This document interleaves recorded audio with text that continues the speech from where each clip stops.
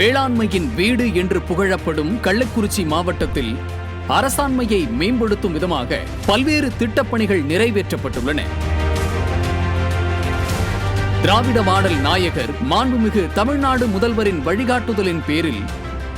கள்ளக்குறிச்சி மாவட்டத்தில் 139.41 கோடி ரூபாய் மதிப்பீட்டில் கட்டப்பட்டுள்ள புதிய மாவட்ட ஆட்சியர் அலுவலகம், 56 கோடி ரூபாயில் கட்டப்பட்டுள்ள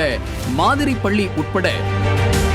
341.7 கோடி ரூபாய்க்கான கட்டிடங்களை திறந்து வைத்து உளுந்தூர்பேட்டையில் 16.8 கோடி ரூபாய்க்கான பேருந்து நிலையம் உட்பட 386.4 கோடி ரூபாய்க்கான புதிய கட்டுமான பணிகளுக்கு அடிக்கல் நாட்டி